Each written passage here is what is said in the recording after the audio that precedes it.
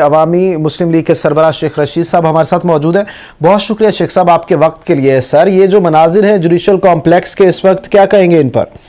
یہ قوم کی نفرت ہے، بغاوت ہے، حالات ہیں، بھوک ہے، ننگ ہے، قحط ہے، اور لوگ جو ہیں اپنے جینے سے تنگ ہیں.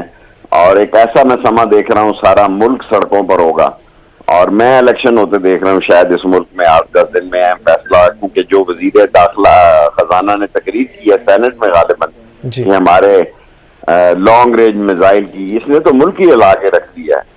اور چھوٹے میزائل کی یہ ایسی باتیں آئی ایم ایف کا کام ہے کہ آئی ایم ایف $6 ارب جو ہے ان کو نہیں کوئی دے رہا، تو یہ لائے کس لیے گئے ہیں؟ تو یہ سمجھ آ گئی ہے کہ گیم چینجر جس لیے کی گئی تھی اس کی کیا افادیت ہے. یہ نہیں ہوگا، اور یہ بڑی عظیم فوج ہے اور اس کے بڑے شہادتی اور جان دینے والے لوگ ہیں. کسی قیمت پر ہم بھوکے مر جائیں گے، اپنے احساسوں پر سمجھوتا نہیں کریں گے. شیخ صاحب فضا کشیدہ ہوتی جا رہی ہے لاہور سے اسلام آباد تک، کیسے اس کشیدگی کو ختم کیا جا سکتا ہے؟